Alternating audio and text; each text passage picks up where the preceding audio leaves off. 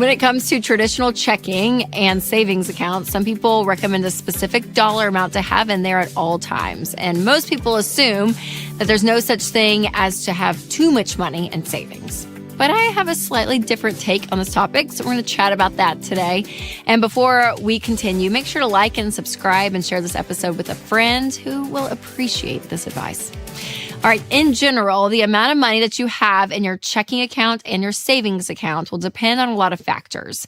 So obviously your income and your lifestyle play a part of it, but it's also important to consider where you are in relation to other financial priorities. So number one, let's talk about savings. First and foremost, your main goal should be to get $1,000 in a starter emergency fund. And 40% of Americans cannot cover a $400 emergency in cash. So $1,000 is like a great starting point. And so that emergency fund can be kept in a high yield savings account if that's what you want. So again, once you get that $1,000, put it in a high yield savings account. The next goal that you're going to have is bump up that savings to 3 to 6 months of expenses once you are out of debt. So once you have all of that, that can be sitting in an account that you can get to. So this can be a money market account, a high yield savings account, whatever it looks like. But from a savings goal perspective, how much money to have in savings, that's what I suggest. 3 to 6 months of expenses.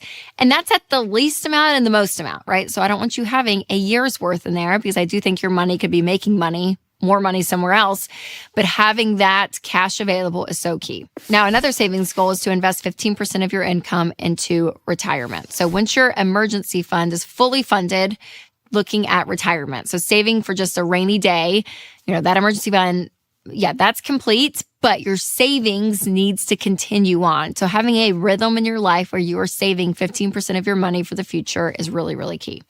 Now, before I share a breakdown of your checking account goals, I do want to tell you about one of our sponsors, Christian Healthcare Ministries. So when you guys go against what society thinks is, quote, normal, like avoiding debt, for example, it might seem weird at first, and that is totally okay because we want you to be weird if that means you're doing things intentionally, including how you spend your healthcare dollars. And one way to be intentional is with Christian Healthcare Ministries. CHM isn't health insurance. They're a health cost-sharing ministry that's helped hundreds of thousands of families like yours take care of healthcare costs without sacrificing their freedom. Programs start as low as $98 a month, so find out more and join at chministries.org/budget. That's chministries.org/budget. All right, next, let's talk about our checking accounts. So how much money to have in this account is going to be based on a couple of different things. Number one, your lifestyle, how much money you spend, your income, how much you're making. I would even say your personality. For some people, it just feels better to have more cushion than others. Also, it depends if you have kids and you have a spouse. Maybe you have parents you're taking care of or other dependents. Maybe you own a home, and so all of those expenses fall on you versus if you're renting. So regardless of where you are in life, kind of understanding, hey, this is kind of where I'm at, will depend on how much extra you need in your checking account.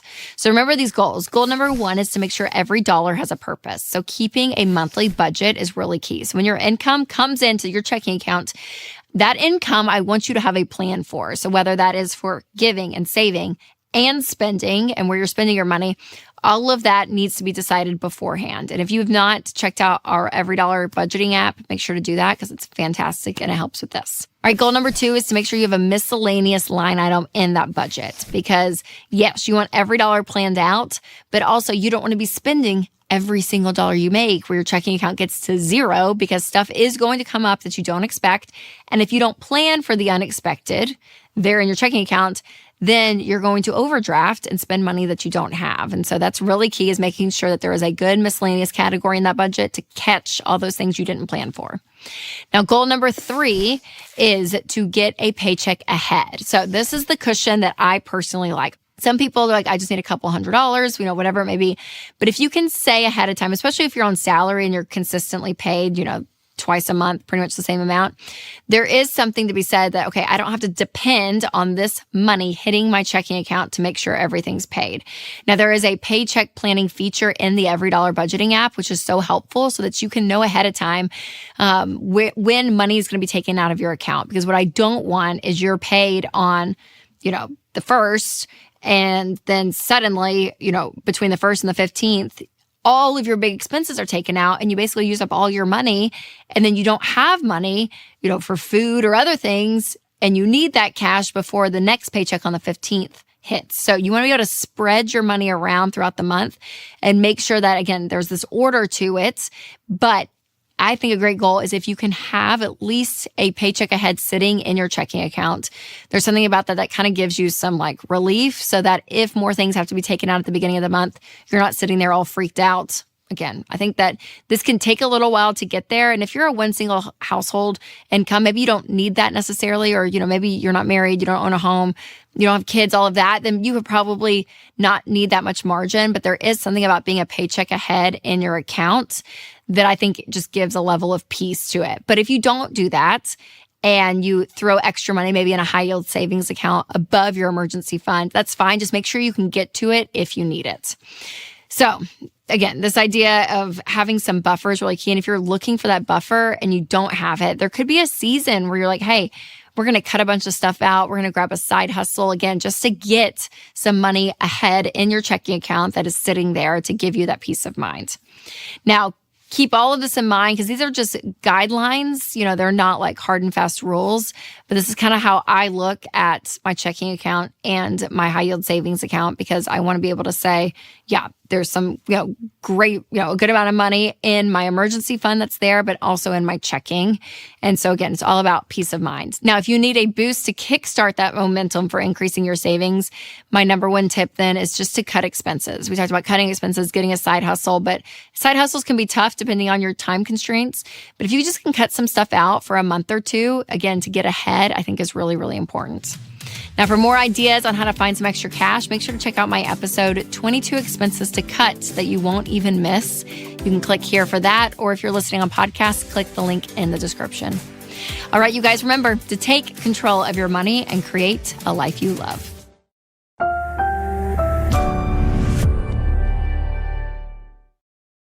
All right, deep breaths, everyone. The holidays are approaching. But listen, no need to panic, because here's a quick reset to get your mind and your money in the right place before all the busyness begins. So we're going to talk about 5 yeses and 5 nos for me this holiday season. All right, make sure to like, subscribe, and share this episode with a friend. All right, some of these you might relate to. Some of them, maybe you disagree with me, which is totally fine. But here are the 5 no's that I'm going to take into the next 2 months.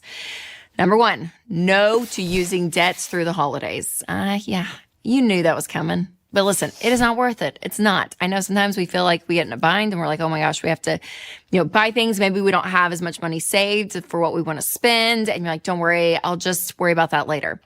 And then later comes and your December you is like, why did you do that in November and December? And you're like, I know, why did I do that? So you want to set yourself up well for the future. So in the moment, just say no to debts. Maybe that means you create a budget. If you need to use EveryDollar, it's a great budgeting app. But whatever it is for you, get in a place and in the mindset and with your money to say, I'm not going to go into debt this holiday season. Hard pass.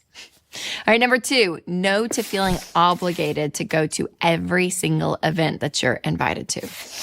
Listen, Dr. John Deloney always says it, and I love it. Choose guilt over resentment every time. You might feel guilty for saying no, but it's better than going and hating everything inside while you're there.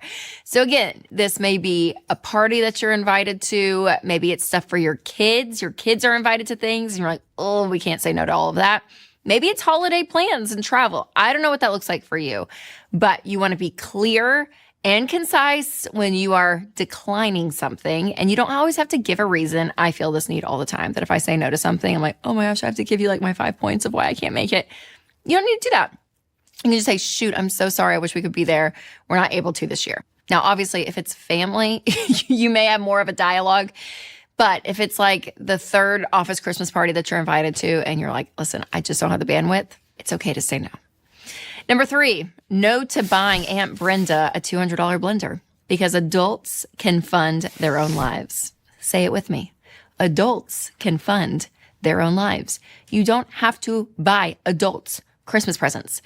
Jade Warshaw went on this rant when I was hosting with her on the Ramsey Show about this. I think it was a year or 2 ago. And I was cracking up because I'm like, I had never really thought about it that we put so much pressure on ourselves to feel like, oh my gosh, not only do we have to give gifts, but we have to give nice gifts to other adults. Like, this is crazy, y'all. This is crazy. So just say no to it. The obligation, if you have the budget and you want to give some great gifts, that's awesome. But don't feel the need to fund other people's lives through Christmas. Number 4, no to buying a new outfit for every single thing. Recycle and repeat. Now, this is always kind of hard, I know, because it's fun to buy festive things. And not that you can't buy anything, but if you do have some things that you're going to recycle, right? Be able to be like, okay, we all have that feeling when you go into your closet and you're like, I have nothing to wear, but you do. So open up that Instagram, type in holiday outfits, get some inspo, get back to your closet and get an outfit. You can do it. I promise. All right. Number 5. Okay. For this one, make sure little ears are not listening. Just like pause for a second.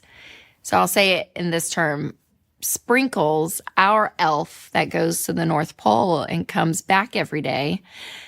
Sprinkles is a minimalist. Sprinkles just hops from like knob on the kitchen counter or the kitchen drawer to the light fixture to the Christmas tree. Like, Sprinkles, she's not extravagant. So elves don't have to be extravagant when they come home. You got me, parents? You got me? So, we're all going to have a minimalist talk, with the elf and just say, maybe it's not extravagant, because sometimes that can cause some stress and can cause some unwanted spending to create something really great that the elf is creating, but the elf doesn't have to. The elf can just hang out, in the bathtub. That's it. Like, that's all the elf has to do. So remember that. And I tell Sprinkles that every year. So, all right, before I share 5 things that I am going to say yes to, I do want to tell you about one of our sponsors, Delete Me. If you don't remove your personal data from the internet, your name, address, email, even your kids' names are out there on sketchy data broker websites. And these data brokers collect your data, sell it, and that puts you at risk for scams and fraud. But the good news is Delete Me removes your data to help protect you from phishing, harassment, and other online threats. Winston and I use Delete Me, and it saves us so much time and worry. So protect your family's privacy and safety by signing up for Delete Me. You can go to joindeleteme.com/Rachel for 20% off, bringing your monthly cost to under $9, or you can click the link in the description. All right, let's say some yeses. I love a yes. So here are 5 things that I will say yes to this holiday season. Number 1, making a list and checking it twice. Yes. Listen, to-do lists are your best friend. Budgets are your best friend. Anything with a list, it causes you to make better decisions and not have decision fatigue, because you're just like, oh my gosh, I don't know what's going on, right? It's so easy to spin out during the holidays because there's so many things. And again, it may be like, hey, what do I have to bring to my parents' house for Christmas dinner because we're making food? And what is that? Christmas gifts, parties, thinking through packing lists. Like, there's so many things. So write it down. I'm telling you, when you write things down, it helps you. Number 2, I'm going to say yes to matching PJs for the kids. Yes. And my kids wear these all year long. Now, my sweet mother-in-law does this every year, which I love. It's a simple tradition. And it doesn't have to cost a lot, you guys, but it is something that we love to do. And if she doesn't do it, which she has every year, so thank you. But if she stopped for some reason, I would probably pick up the mantle and carry it on, because I think they're cute. They're worth the pictures. I love it. All right, number 3, yes to an occasional seasonal coffee. Listen, those Christmas coffees, are they overpriced? Yes. But does it bring some joy? Absolutely. So some of those small purchases that just kind of get you in the Christmas spirit, I'm great with. I'm not a pumpkin person, but I'll go peppermint all day.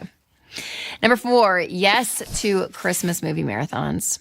I could watch them all year. I really could. But give me an Elf. Give me It's a Wonderful Life. Like, I love it all. Home Alone. I like the second one better than the first even. All of it. I will take it all. Yes. Number 5, yes to potluck gatherings. I do love a festive meal with friends, and we'll do this either around Thanksgiving or Christmas, and we just text out a bunch of people. It's like, whoever can come. Just bring something with you. Let us know in the chat what you're bringing, so it's not like all dessert or something, which wouldn't be terrible. But, we do it, and it's so fun. It's, again, super like low bar, nothing fancy, quality time, paper plates. all day, every day. I love it. Without spending a fortune, you're being social and enjoying the holidays. All right, so 2 things to think about as we dive into all of this coming up, because it's going to be a lot. It's really fun. It's always exciting and festive. I love this time of year, but always remember this. Number 1, do not go overboard. Kind of what we talked about, have some boundaries, whether it's within your schedule, your money, your emotions, like whatever it is, don't go overboard. Enjoy the time, have some margin. Number 2, your money decisions will follow you into 2026. We are all adults here. And so sometimes we have to say no, and that is the wise decision. So remember that when you are making plans and doing things, it's going to follow you. So whether you're spending the money, you won't have that money in January, but maybe that's okay. And maybe that's great. And you're like, no, this is where we want to spend it. And back to the debt thing. If you go into debt, you're going to have that bill come January. And also our Ramsey Christmas giveaway is launching today. You guys, this is one of the best giveaways that we do all year long. Some great stuff. If you want to go to RamseySolutions.com/giveaway, you can check out everything there in the festive spirit of it all. And I'll put a link down below. All right, you guys, remember, money truths like these are important to keep in mind. So be sure to catch my episode, 6 Things I Teach About Money That Will Either Make You Angry or Wealthy. You can click right here, or if you're listening on podcast, you can click the link below. All right, you guys, remember to take control of your money and create a life you love.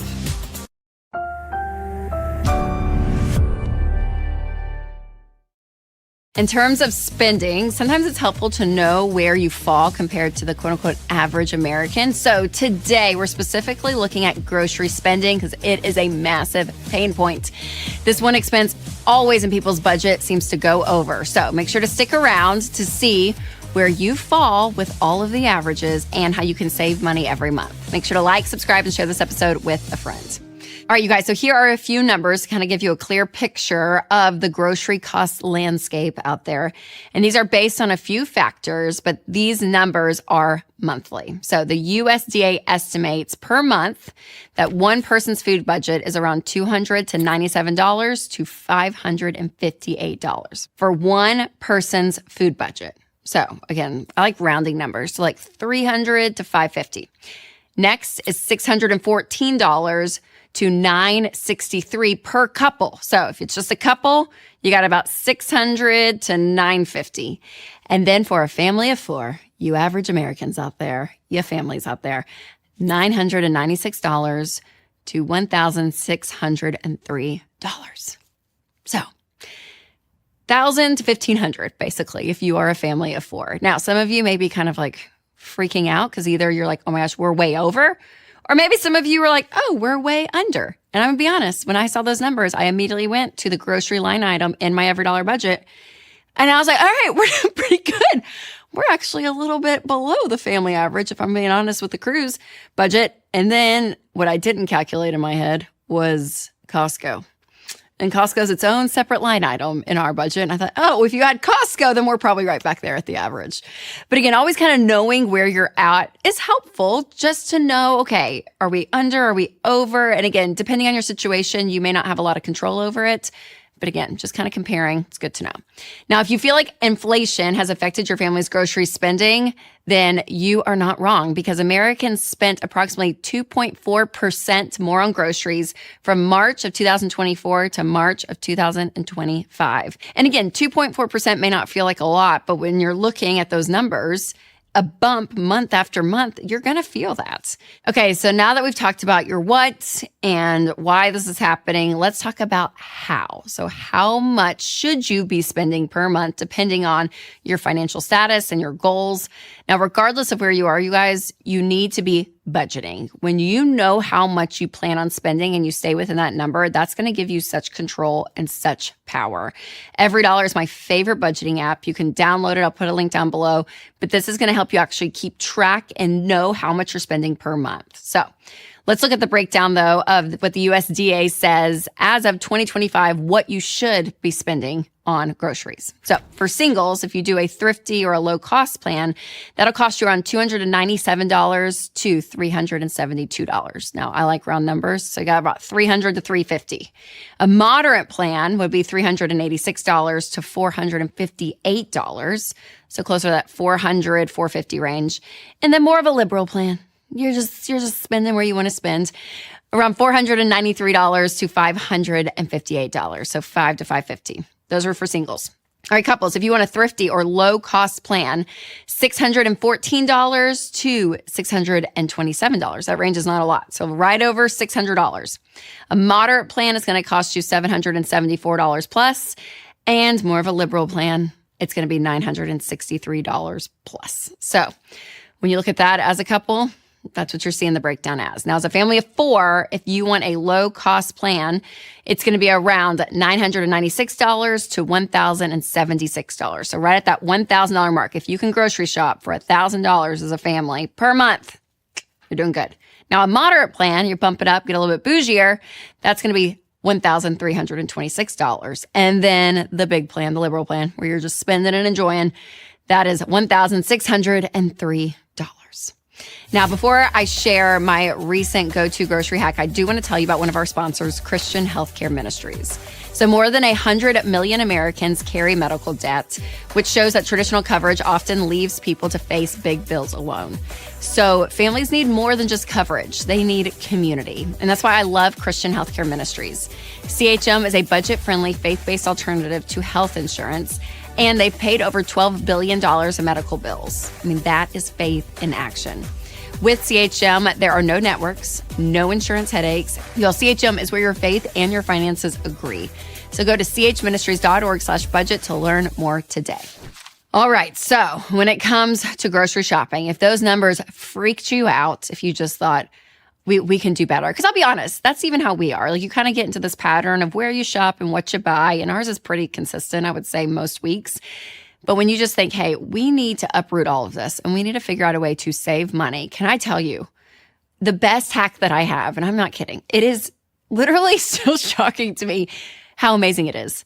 That is shopping at Aldi. Y'all, Aldi is incredible. So you're going to get more of like a basic shopping experience. But when I tell you that we have saved hundreds of dollars per month, that is what we have found. Now, Aldi, on average, is saving shoppers up to 36% for households on their shopping list. And a family of four, you guys, that's almost $4,000 a year that they are saving just by shopping at Aldi. So when I talk about college and avoiding student loans and all that whole conversation, I always say the number one mistake people make is where they go to school. That school choice is going to factor in whether you're going to hit your budget or not when it comes to tuition. The same is true with groceries. If you go shop at the nice organic store, it's not bad if it's in your budget and that's what you want to do, that's fine. But if you're looking at ways to save money, and I'm going to say even save time, because the simplicity of Aldi, I have found, like, I'm in and out faster, is to be able to say, okay, where I shop, the moment I step into a store, that's going to really determine how much I spend. So why is it so cheap? Well, it's because they do a lot of small, subtle things to cut the overall cost for you. So think about this. There's no music in Aldi. So when you go in, yeah, you're not hearing, like, I don't know, whatever the musics are, because they're not paying royalty payments. So they're saving money as a store, which is going, again, back to you as the consumer. You pay for and put your cart up yourself. So you do have to have a quarter, and I've learned this, but you slide that quarter in and you get a cart, shop, you return it, you get your quarter back. But that means that they have minimal staff so that they don't have to have people that they pay to go and return carts. Because for some people, that's their full-time job. They go and gather carts in the parking lot and bring it back. There's none of that. And also overall, they have minimal staff. So sometimes the shelves are not fully unpacked. So it can kind of feel like a Costco vibe to a degree, where it's still like the big boxes that you see and you just take out of the boxes. But for me, it is, I'm like, all day. And then even their variety, y'all, there's not like an overwhelming amount. Some grocery stores that I would shop at, it's like, I need cheddar cheese. And there's like literally 84 different versions. And I always end up grabbing the same one. But this one, it was like, oh no, there's like 3 or 4 you get to choose from, or whatever it is. And you're like, thank you. Like, even the mental calories of having to choose things is slimmed down. So I love it. Now, if you need a spending check in other categories outside of food, make sure to check out my episode, 5 Quick Ways to Cut Costs, Even If You Overspend. Click right here to check it out. Or if you're listening on podcast, I'll put a link in the description. All right, you guys, remember to take control of your money and create a life you love.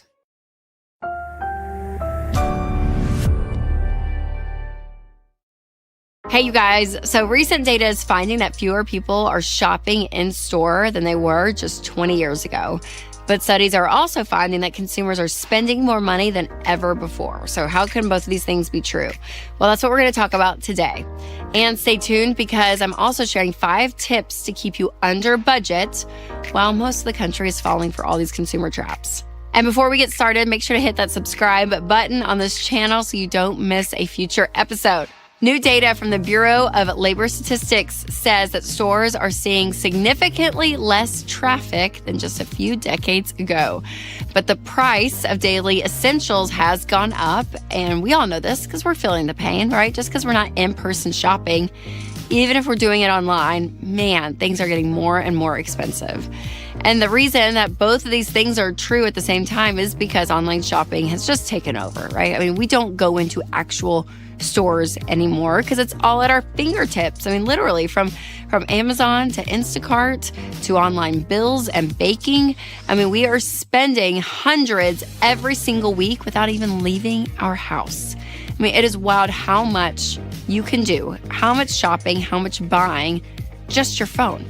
I'm like, even our pizza place has an app. So it's like you hit the app, you hit Apple Pay, you pay it with literally two hits of a button, and then it shows up. I mean, it is wild how easy it is to spend, how convenient it is in one way, but that usually means we are overspending. But again, knowing all of this, just think back, right, to your childhood. I mean, I go back to like sophomore year. You know, it's 2003. You're wearing your knockoff Birkenstocks, your flared khakis, your Abercrombie hoodie. You got your BFF. You're going to the mall. You just use your cheese straightener. You're going to go buy a phone case over your Nokia phone. You got your North Face jacket on that you got for Christmas. I mean, all of it. You got about $15, $20. You're going to go to Claire's, call it a day. You'll get an Auntie Anne's pretzel from the kiosk. I'm like, that's what we did. Like, that was it. Going to Hollister, can't breathe, can't see, but that is where we lived. I mean, it's it. There wasn't much to it, and you got a little bit of money, you go and spend it, and then you leave. But now, man, those days are gone. It kind of makes me sad. It really does. Going back to those days would make me happy. But again, nowadays, it's not just $15, $20 when you're online. You see it all. It's all right there. Stuff you never would have known existed.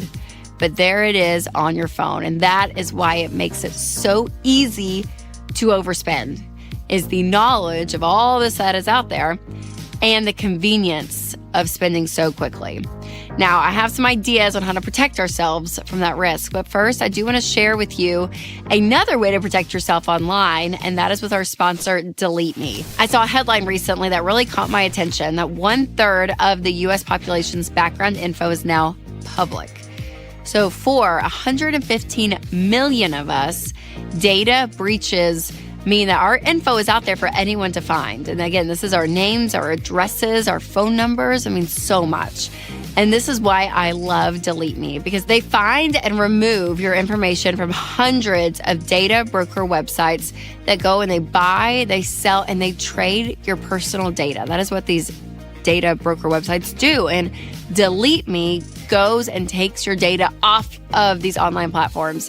So they really let you be in control of your online privacy, which is why I love Delete Me. And individual Delete Me plans start as low as $9 a month. So sign up today at joindeleteme.com/Rachel for 20% off, or click the link in the description. All right, here are 5 ways that you can stop yourself from going over budget with the wrong click of your smartphone. And spoiler alerts, number 5 is the most important. All right, number 1 is to add to cart and wait. I say this a lot, but I think this is really a great tip, because if you're in a shopping mood, like, yeah, be in it. It's fine, right? Like, go and enjoy. Click, click, click, click, click, but don't buy. Let your emotions die down. Go back a day or two later. And usually when you go back and look through the cart, you're like, oh yeah, I really don't need that. Didn't need that. Didn't need that. Didn't need that. It's just amazing. Letting time between you and the purchase can save you money. Number 2, keep an intentional list of all your needs. So think about like paper towels. Maybe you have to buy a plane ticket next month because you're going out of town. You know, whatever is happening in your life, just make a list for it. Don't feel like you have to go buy it right that instant. And then let that list guide you. So whether it's like once a week, go and check it and be like, okay, what do I really need right now? And let that be your guide versus this instant idea of like, oh my gosh, I have to buy something and buy it right now. The third is to make sure that you have money set aside in the budget. So always be using cash. If you are not budgeting, you guys, you have to do this because this is giving you the guardrails and really the boundaries around spending your money. And it helps you spend in peace. So you can actually create a budget for free with every dollar. So I will leave the link in the description, so make sure to check that out. All right, number 4 is to check your motivation. When you're buying stuff, why are you buying it? Are you doing it because you're bored? Maybe because you're sad? Maybe because you think like, okay, this will fulfill me. This will bring me happiness or joy. Like when you know your motivation behind something, it can make you second guess your purchase. And I think it's really healthy to do is to stop and ask why. One question I always ask is, if nobody sees this purchase, do I still want it? So again, it's getting your motivation in the right spot. Number 5 is to create friction. So those other 4 items on the list should accomplish this. But again, adding time, adding different steps to slow down the process is going to help you. So I really resist creating online accounts on stores that I love, because if so, you can just log in and everything is built in, they know what you like, all your info and your address and all of it is there. So like you can buy so much faster, where instead maybe you go on a website, shop, wait a little bit, see if you really want it a day later. And if you do, still go through the actual buying process of like entering your address or entering in your debit card information. So again, putting some time and friction in place is really, really key. So when it comes to spending money, the landscape will always be changing, and your job is to adapt and to keep your habits in check no matter what technology or what trends are out there. So if you have fallen behind a little bit in this area, don't worry, you're not alone. But get back on track and check out my 24-hour money finder. I'm so excited about this because this is going to help you find some money in 24 hours. This has been really successful for people because it's making you kind of think outside the box, check a couple of things, and again, hopefully find some great margin. Now, overspending and all of this, it's really sneaky. So make sure that you're not falling for any of these subtle scams or these ways that really, marketing tactics that make you want to buy and shop for more. So if that might be you, make sure to check out my episode on signs that you're addicted to shopping with Dr. John Deloney. That's next. Or if you're listening on podcasts, click the link below. All right, guys, make sure to share this episode with a friend who may love to shop. Because listen, we love a good shopping buddy. And remember to take control of your money and create a life you love.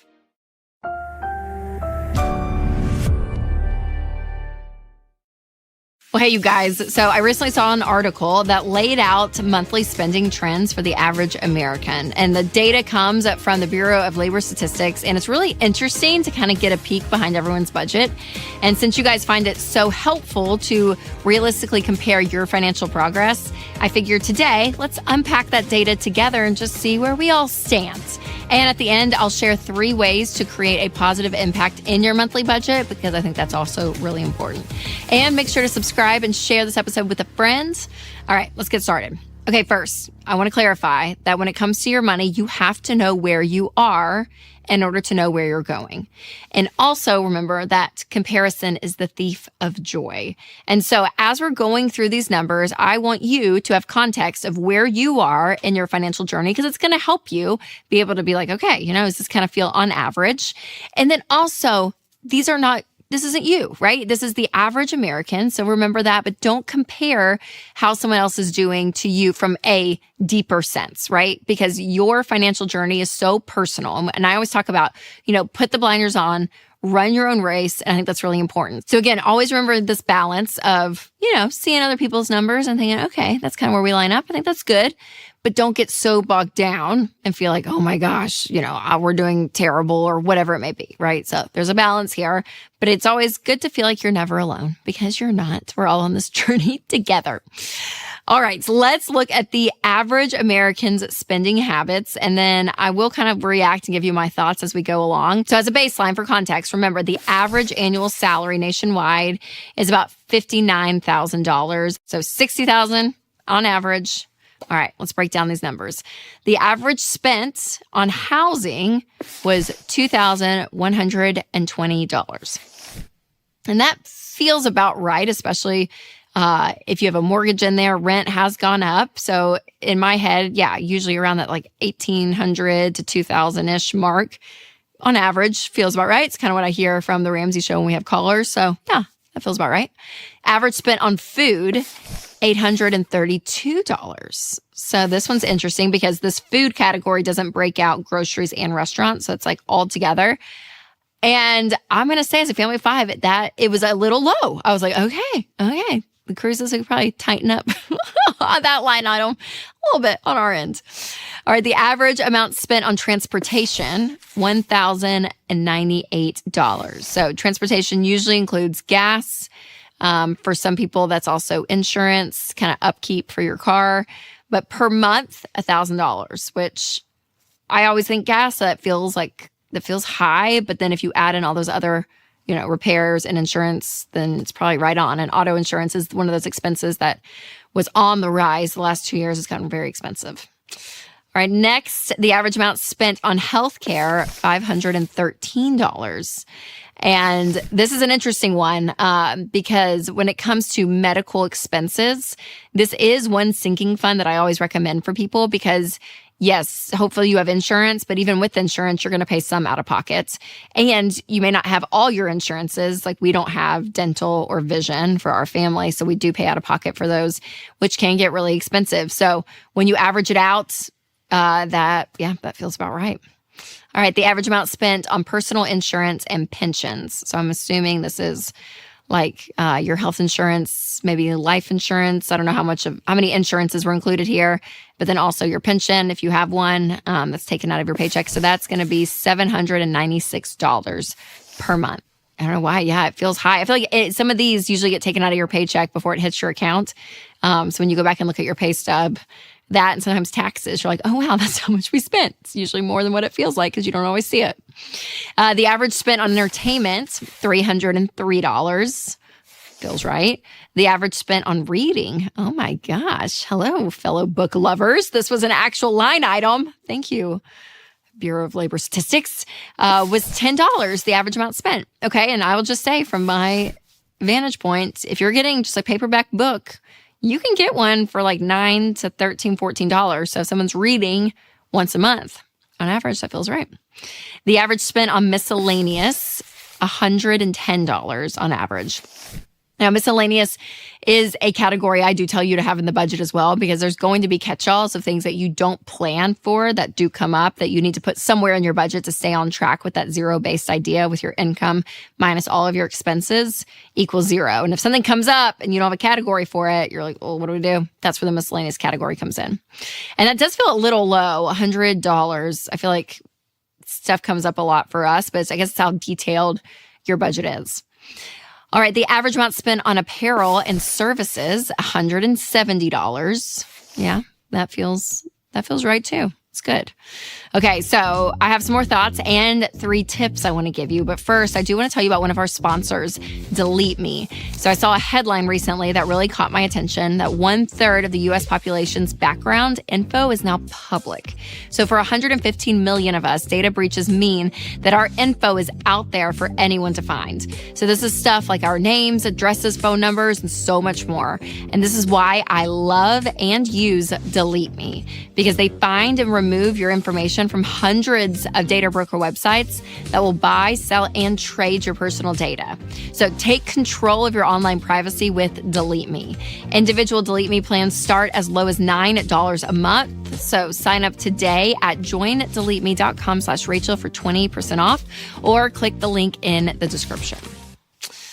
Okay, so there's all the numbers. That's where the average American falls when it comes to all of these categories. But no matter where you fall in these averages, what matters to me is that you have control over your money so that you can achieve your money goals. So remember these 3 things. Number 1, if you're not liking what you're seeing, use that motivation to make a change next year. We are coming up in the new year, and this is a great time to make a change. So if you're seeing your numbers and then you're comparing them maybe, and you're thinking, oh gosh, or maybe you pulled your numbers for the first time, when I told you to do that at the beginning of this video, and you think, oh wow, this is a lot of money that I'm eating out, or whatever it may be. If you don't like where you're at, you can change. You can decide to make a change, because if you don't, you're going to keep getting the same results. All right, number 2, remember you're the exception. Let's just say that average people, quote unquote, out there are not being intentional with their money. When we see surveys and read data, a lot of people don't know always where their money goes. They don't know how much debt they have. They don't know how much is in retirement. I mean, a lot of people, they just don't have a lot of intentionality around their money. So if you are listening to this podcast or watching this video, you're doing something. You're reaching out at some level to want to be smart with money. So that is a great thing. You are learning and growing, which is always where you want to be. And number 3, when systems, boundaries and guardrails are in place, you and your money will thrive. When you have elements in your life, whether it's tools or apps or a way of thinking or a process or a plan, you're more likely to achieve your money goals. You're more likely to get control of your money. If you just say, I want to be in control of my money, I don't want to be stressed, but you don't do anything with that, then it's not going to happen. So what I'm talking about is everything from the baby steps, even this, our 7-step plan, actually having some checkpoints to say, hey, what progress can I be making with my money? Even having conversations, if you're married with a spouse or if you're single with a friend, making that part of your routine. Even a monthly budget is something that's really going to help you. I mean, we put this into place when we first got married, and it has been so helpful to know and have a plan every single month with where our paycheck is going. And we use EveryDollar. It is the best budgeting app. And I have it on my phone. Winston has it on his, and we have the same account. So every single month we plan for the next month, and we're like, okay, what's happening here, here, and here?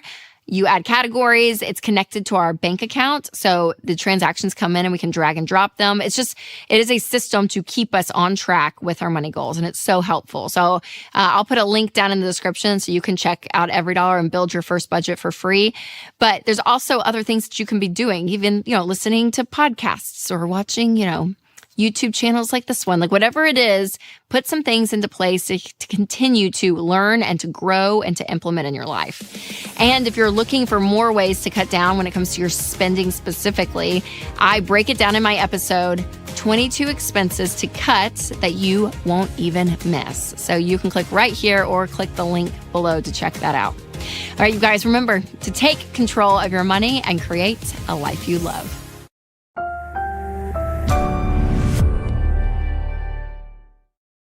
Well, hey, you guys. So one of the toughest but truest lessons in life is that when something seems too good to be true, it usually is. A classic financial example of this is the old 0% interest trick. Yep, seeing the words 0% APR can feel like a sigh of relief when you're making a big purchase that you don't actually have the funds to cover. But trust me, this one is a marketing scam that should be avoided at all costs. So today, let's talk about all the things. What's the catch with 0% interest? Why is it too good to be true? How can it hurt you in the long run? And what should you do instead of shopping for cars or other big ticket items? Plus, if you stick around to the end, I'll share the one home improvement horror story about 0% interest that will forever be stuck in my mind. So stay tuned for that. First, let's make sure we're all on the same page about what 0% interest actually is. So 0% APR, or 0% annual percentage rate, is a loan that doesn't charge interest, either for the entirety of the loan or just a certain period of time. So let's be clear. 0 interest doesn't mean free. Similar to buy now, pay later deals, 0 interest loans are just another marketing tactic that car dealerships or furniture stores use to get people to consider buying whatever expensive item they don't currently have the cash for. And like all sales or limited time only deals, they can seem harmless and even helpful at first. And then you snap back into reality and remember that borrowing a large sum of money for something that you don't have enough cash to purchase puts you in debt and at risk for months or even years down the road. But sadly, debt has been so normalized in our culture that it's not uncommon for people to live most of their lives paying off car loans and credit card minimum payments and student loans every single month. So let's say the idea of debt doesn't scare you and you're not opposed to low interest financing. So how does 0% APR actually work? Well, typically, when you take out a loan on a car, you have to pay back the amount that you borrowed plus interest for however long it takes you to pay off that debt. With 0 interest loans, you only have to pay back the original amount on the car. But that doesn't always necessarily mean that you're saving money. Car dealerships offer this as a way to drive up sales on slow-selling models or to clear out less popular inventory and make room for new inventory. And since they're not making money off of you when it comes to interest, they typically will drive up the overall out-the-door price. So instead of saving money, you are paying for a higher price of the car that they're just trying to get rid of.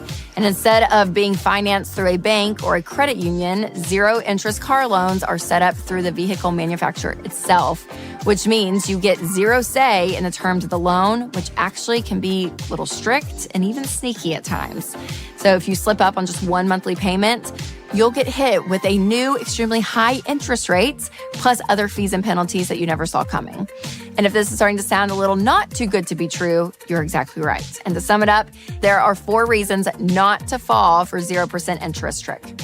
But first, I want to tell you about a faith-based alternative to health insurance that can make healthcare more affordable. And that is Christian Healthcare Ministries. CHM allows members to share each other's healthcare costs. And it's as easy as 1, 2, 3. Step 1, choose the healthcare provider you want. Step 2, submit your eligible bills. And step 3, get reimbursed. CHM members take care of your eligible medical bills. And with no networks and the freedom to choose your healthcare provider, CHM is the best option for Christians who want to take care of their families and help other believers. So find out more at chministries.org/budget. All right, back to the 4 reasons. You ready? Higher price up front. Number 2, expensive extras that you're more likely to fall for an impulse buy. Number 3, strict repayment terms that leave no margin for error. And number 4, risk of interest rate changing or increasing over time. Now, at this point, you might be thinking, well, if it's 0% APR loans, if they're a bad idea, how am I supposed to afford a car or a couch that I need? Well, before we get into that horror story that I mentioned earlier, it's time for a reality check and a little bit of a pep talk from your good old friend, Rachel. Yep. My answer may sound oversimplified, but trust me, it is the best when it comes to your money. Instead of relying on debt to fund every aspect of your life and constantly trying to keep up with a million minimum payments and pay for things that you are wanting and you're like, oh gosh, my income's going everywhere, pay for things that you need in cash. Yeah, I can hear some of you be like, wait, what? That's insane.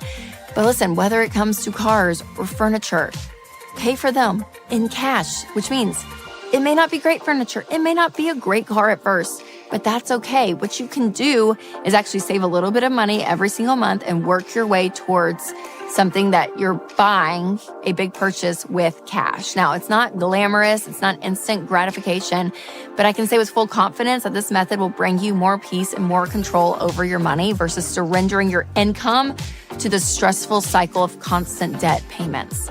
And to put it in realistic terms for you, let's just run a few numbers. Let's say you save $726 per month, which is the average car payment. So instead of having a car payment, you save that. You would have $17,424 in cash in just 2 years. So that's enough to buy yourself a reliable used car. It's great. And imagine if the car that you're driving now was worth $5,000, then put that together and you keep stepping up in car. So this is what's great about it is you're able to say, hey, I'm actually going to take that savings and instead of paying a bank or the car manufacturer, I'm going to pay myself. But like I've mentioned already, the 0% interest trick doesn't just apply to car purchases. I've seen this with outdoor equipment, furniture outlets, hardware stores, and other home warehouses. And even though Home Depot has some great annual sales on appliances, they really screwed one of you guys over recently. Somebody told me the story through social media that I will never forget because this is the perfect example of how 0% interest deals will come back and get you. So this lady on Instagram, she messaged me and was talking about how they had a Home Depot credit card that they forgot about. And then when they went and pulled their credit, they saw it. And it was, at the time, I think, a 0% interest whole scam thing. And now they had to pay interest at 30%. The rate was 30% interest, you guys. So she was like, never again, never again. So repeat after me, you guys. Simple over sneaky. If it seems too good to be true, it's probably because it is. But I also know that it can seem daunting to save up cash for a big purchase, right? Like a car. And so, listen, if you're looking for more margin, one of the best things you can do is budget for your money. Have a plan for your money and tell your income where to go. And that way you can actually take some things maybe out of your expenses throughout the month to be able to save for things like a car. So go to everydollar.com/Rachel and create a budget completely free today, mapping all of this out in real time to really see what you're working with. And if you haven't already, make sure to check out my episode on 5 cars you should never waste your money on. And you'll have to check that one out next. So, as always, you guys, remember to take control of your money and create a life you love.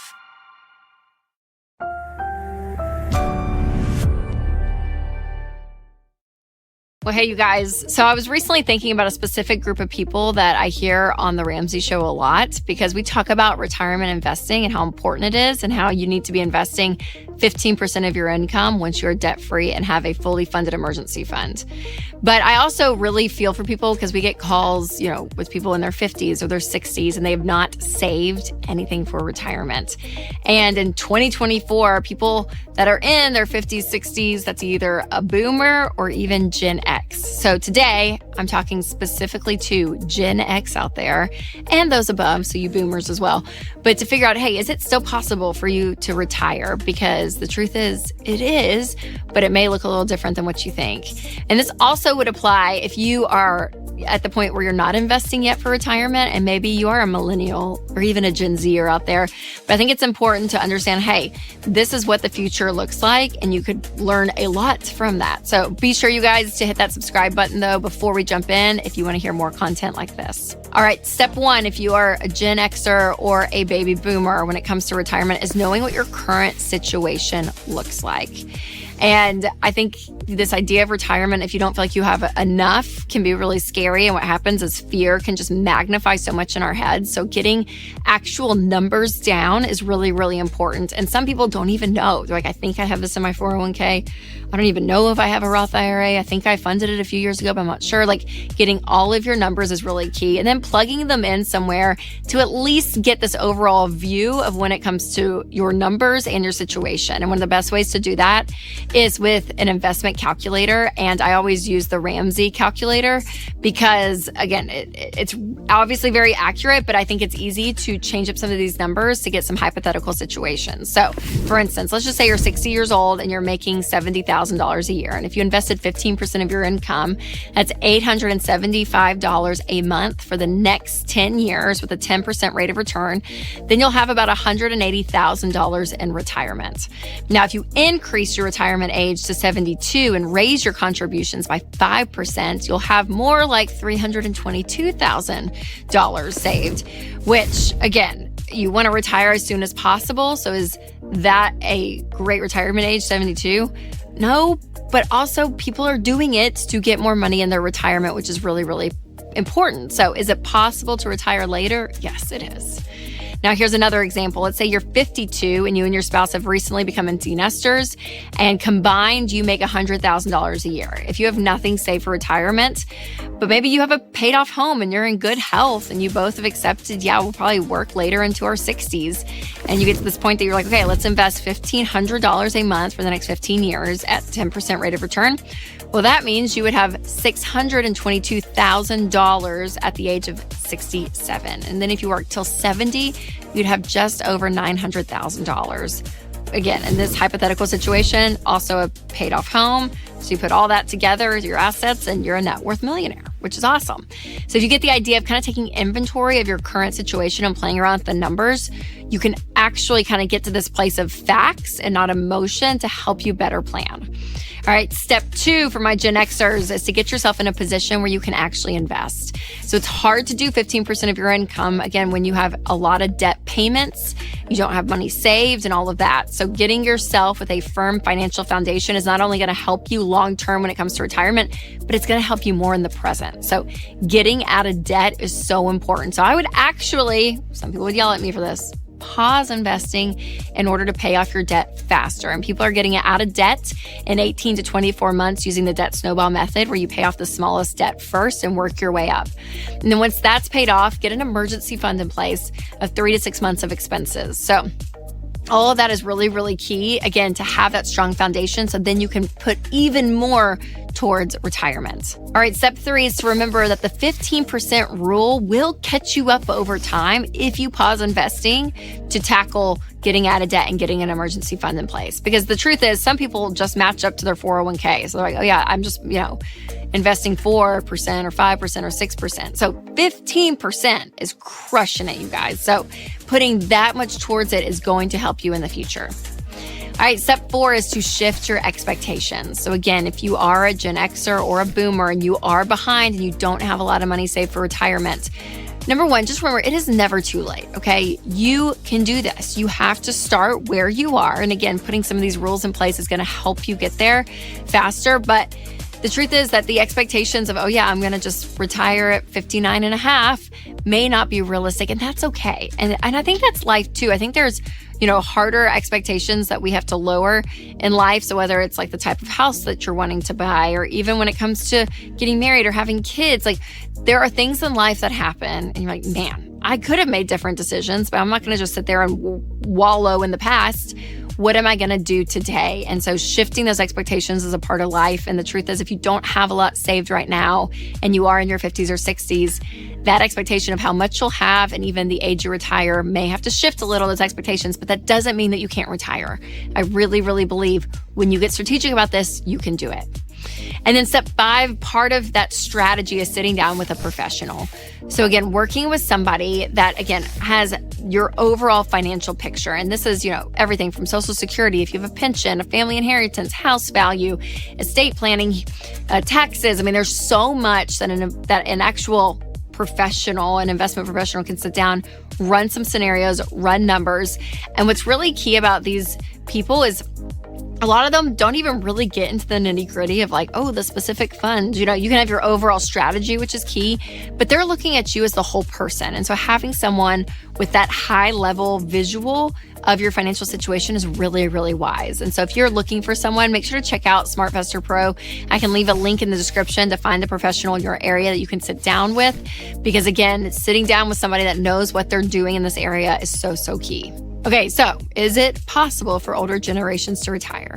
Yes, it is.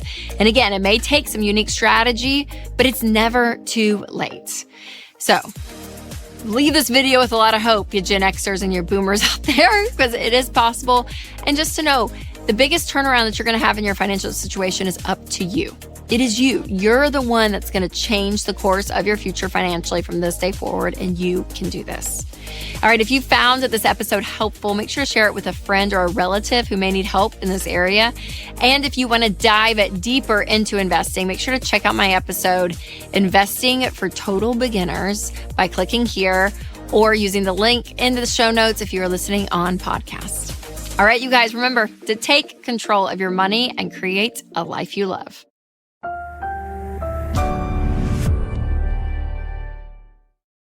Well, hey, you guys. So there are definitely some things that I love to splurge on. I love a good hotel. I love a good high quality handbag. But at the end of the day, I prefer to ball on a budget when it comes to everyday items that I shop for. And there are some things that I will always say no to. So today I'm sharing popular products that, in my opinion, are a complete waste of money. And be sure to stick around to the end, because the last item on my list is a financial product trap that everyone needs to avoid. So first, let's just start off with a little bit of humor, because the whole reason this topic has been on my mind lately is because we had a slightly traumatic experience at this dinosaur exhibit that was a complete ripoff. So on Instagram, I kept seeing this ad for this dinosaur thing coming to Nashville. And Charles, my 4-year-old, loves dinosaurs, loves them. Dinosaur underwear, dinosaur shirts, dinosaurs. And so I was like, this would be such a good thing. I don't normally do this. I'm not buying tickets out to stuff all the time, but this would be a fun family thing to do on a Saturday where we didn't have anything, which rarely happens either. We go. It was the most terrible experience I've had in a really long time. We were totally ripped off, y'all. I mean, just know there was a grown man dressed up as a dinosaur, and the dinosaur's name was Diego, and he came, and Diego spun around. Diego sat, and Diego stood back up. That was part of the exhibit, was that. It was so bad, y'all. And it was rainy and muddy. It was outside. And like they had bounce houses that I bought extra tickets for. And the bounce houses were like puddles of mud and kids and sweat. It was just gross. It was just bad. It was bad. The whole thing. And the worst part of it all is we're driving home and Winston was like, well, that was an adventure. But at least, it was probably only like $10 a person or something, right, Rachel? No. We spent $156 to take our family to this. So anyways, it was just one of those moments where I thought, okay, I'm going to learn. And the bright side of all of this is that, we have a good memory. We still laugh about it because, again, trapped in this fairground tents with bounce houses in Diego was not a great Saturday. Okay, let's dive into the actual list, though, of really things that are not worth the money. And the first thing that I thought about was expensive athleisure wear. So $100 for a pair of leggings in this economy? No. Now, listen, I love Lululemon. I love all the nice things. It's great. But y'all, the same stretchy fabric technology now is like in so many places. I have ones from Amazon, some from Old Navy, and they are a fraction of the price, and they're fantastic. So that's one thing that I will go Target, Old Navy, Amazon for all that stuff. Again, if you want to splurge on a couple of items from like the nicer places, I'm sure they're wonderful and nice. I have some, but overall, if I just need some running shorts, I'm probably going to go to Target for that. All right, the next popular item that I think is a waste of money is for my friends with hoarding tendencies. I love you guys, but renting out storage units or investing in collectibles is not always the wisest way to spend your money. So listen, if you have to have multiple storage units for all your crap, we probably could do some purging, don't you think? We could probably say, hey, here's some, that's just trash we could throw out. Here's some things we could sell. Like we may just have too much stuff. And the fact that, for some people, they're paying a monthly rent on a place to keep all of this. Now, I get it. If you went from like a house to an apartment, you're downsizing. Like if there's a transitional period during time, I get it. Absolutely. But overall, just think of all the crap you have and just ask yourself, would I be sad if this was gone? Because the truth is, you're probably not. Now, again, there are a few exceptions here, but let's just think about how we can save money on rent when it comes to a storage unit. All right, number 3 for me is expensive kids' clothes. So if you are a parent, you know how much time it feels like it takes to keep up. My kids, they grow so fast. Like we would go through 2 sizes of shoes, usually throughout the school year, from one summer to the next. I mean, there were just this and all of it. There's just so much. And so I will look for sales for my kids when it comes to nicer stores. But honestly, I just get stuff from Old Navy and Target. Like, that is it. When they were like little, I would go to consignment sales because a bunch of bougie moms in like the rich part of town would have like pretty smock dresses and like all these like really, really nice outfits that I would get at a fraction of the cost, which was amazing. But y'all, I'm like, the kids, let's just be honest. They're going to grow out of them.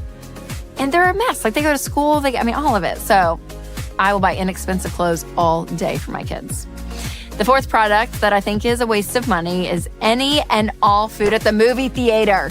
So we are a pre-movie Walgreens family. So if we go to the movies, we usually go to Walgreens and get the candy boxes there. It's half the cost.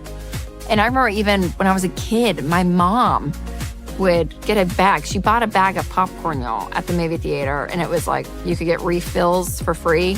She would like fold that bag and put it in her purse. And like next time we went, she'd like shake it out and go get more popcorn. So we found ways to scoot around the system. I'm not saying that's a good thing, but it happened.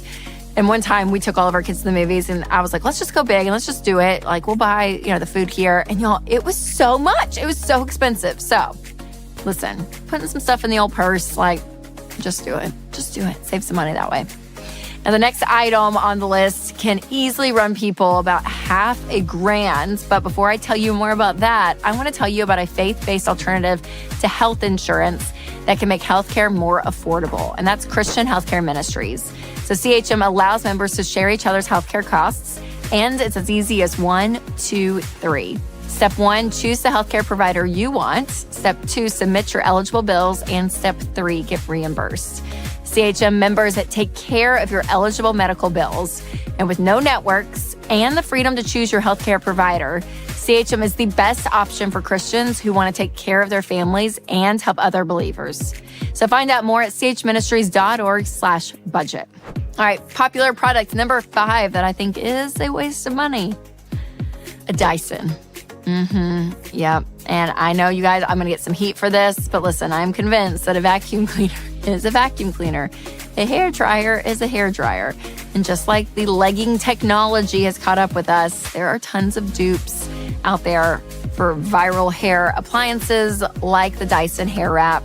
And again, I listened to this podcast with this hairstylist, and she was like, no. And she named up like 3 or 4 other hair dryers too that were better than the Dyson and cost half of the money. So I think there's some other alternatives out there, so don't feel like you have to fall into that trend.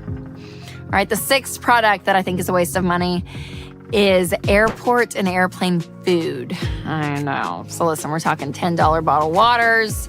Remember the magazines that you used to buy magazines? They were like $7 per magazine, all of it. And then you got to pay for the air Wi-Fi service, the overpriced cocktails on the plane, like all of it. And it is so easy for your money to slip through your fingertips when you're traveling. So before you travel, just think, hey, throw in some snacks, throw in an empty water bottle, because a lot of now airports, you can fill up your bottle at different water filling stations. And again, if you want to have, a cocktail on the plane or something here or there, that's great. But just know all of this is going to cost so much, and that's money you could have spent at your destination, having a great night out. So just remember that. Now, the 7th item that ends up being a waste of money is twofold. Popular jean styles and trendy jewelry pieces. They're always changing, you guys, always changing. And I do want to invest in new cuts and colors every season, and I just do it. And when I buy that stuff, it's usually Amazon, Old Navy, Target, Abercrombie, all the things. Because again, even jeans, you think about jeans and how much they have changed over the last 4 years. And if you want to kind of just be on trends a little bit, you're probably going to cycle through some styles and all of it. So go on the cheap end. Don't buy the really expensive stuff. And finally, the one financial product that I never recommend is something that is supposed to help you out when you're in need, but it absolutely does not. And that is whole life insurance. So whole life insurance, you guys, it is, I think, one of the worst financial products on the market, because you're getting insurance for your whole life, but it also has a investment attached to it that you get a crappy rate of return. And through some of the accounts, they keep the money when you die. It's all this stuff. No. So I recommend getting term life insurance, have your investing in something completely different. And if the end of the life stuff isn't on your radar yet, I hate to be the bearer of news, but you are going to die. So you need to be thinking about this stuff, you guys. And I know it's not fun to think about, but think through this. And especially if you have someone that is dependent upon your income, make sure you have life insurance. Now, I love Xander Insurance, and you can get a free quote in just a few minutes. And you go to RamseySolutions.com/term life and check that out. Now, while we're at it, if you haven't checked out my episode about 6 types of insurances that you need and some that you don't, make sure to do that today as well. And remember to take control of your money and create a life you love.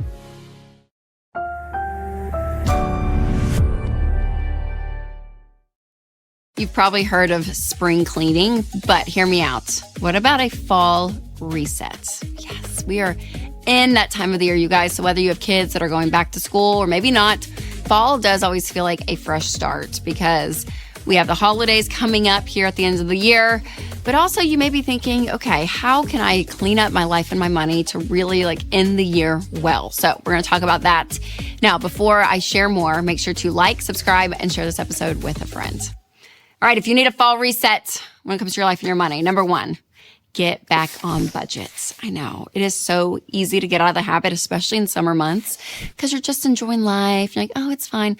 But listen, getting back on track and knowing where your paycheck is going is going to help you so much. So maybe you kind of slipped up some this summer, but don't worry, you can recover and you can do this. And Every Dollar is the best budgeting app out there to help you. But when it comes to your life and your money, again, getting back on budget, especially in the fall, heading into the holidays, is going to be so great.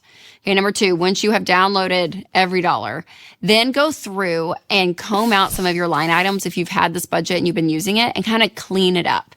So what I mean by that is, if you've been budgeting for a while, and maybe again this summer you kind of were a little bit more lazy with it, go back and see, okay, realistically, what does life look like moving forward? Are there areas that we have budgeted and we don't end up spending that much? And that's been consistent for months and months and months. Is it that we keep going over in a certain category, so we're having to change it? Clean that up. Like, just kind of have a fresh start, go through, and it's going to feel good. All right, number 3 is also reevaluate your big spending, saving, and investing goals to make them more realistic. So if you had big goals in January, this is a great time to reevaluate, because the worst thing is if you're like, I'm going to save $1,000 a month. And you're like, nope, I've only been saving half of that. So my goal is going to come in at half. Then change it, right? Maybe make it a little bit of a challenge for you, but don't go through with a goal that you know is not going to happen. That's only defeating. So change some things if you need to. Be realistic about it, because we're halfway through the year, and you can look into the fall and say, okay, what do I need to reassess when it comes to my goals? Now, one of the best resets that you can do is having Delete Me, because they go in and remove your personal info from unknown internet sites. Because if you don't remove your personal data, it's basically like a billboard with your name, your address, your email, even your kids' names are out there on sketchy data broker websites. And then those data brokers then sell your data, which makes me so mad. They make money off you. And then that puts you at more risk for scams and fraud.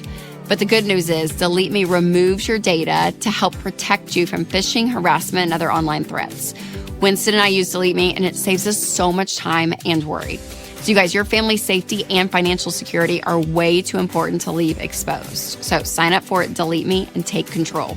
Go to joindeleteme.com/Rachel for 20% off annual plans, and that will bring your monthly cost to under $9. Or you can just click the link in the description. All right, number 4, as we're kind of doing our fall reset, start planning for expenses coming up for the rest of the year. Okay, so you're going to be looking ahead. Back to school's coming. Be thinking about that. There's Labor Day if you have plans. Halloween is coming up soon. Thanksgiving, Christmas, birthdays. I mean, literally, you guys, it's insane. The last half of the year just flies. So be looking and say, okay, as I'm going into the fall, what are line items I maybe need to add to the budget so that we can be saving month after month to prepare for these things? Because, I mean, geez, Halloween now is so expensive. It feels like all the candy and the costumes, and then you get into Thanksgiving, and then Christmas is insane. So just make sure that you're planning ahead of time. This is your fair warning. Plan ahead.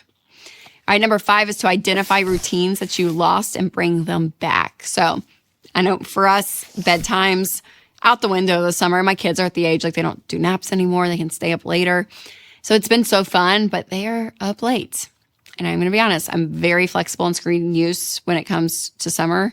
So my kids, they'll like watch shows or they'll do stuff. Like we play outside and do those kind of things. But I also am like, So usually I'm very strict when it comes to screen time, but not as much when it comes to the summer. So we got to bring that back.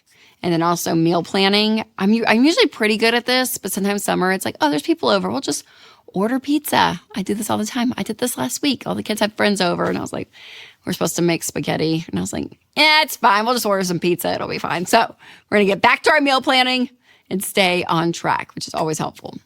So listen, I firmly believe that budgeting is one of the non-negotiables when it comes to winning with money. So that needs to be a part of your plan as we kind of talked about this reset. It really is key, you guys. So if you have fallen off the wagon, get back on. This is like the second part of the calendar year going into the fall, and we can do this. So if you do feel like you've been off budget, I get it, because I did an experiment where I didn't budget for 2 weeks. So you can check out my episode all about that. You can click here, or if you're listening on podcast, I'll put a link below. All right, you guys, remember to take control of your money and create a life you love.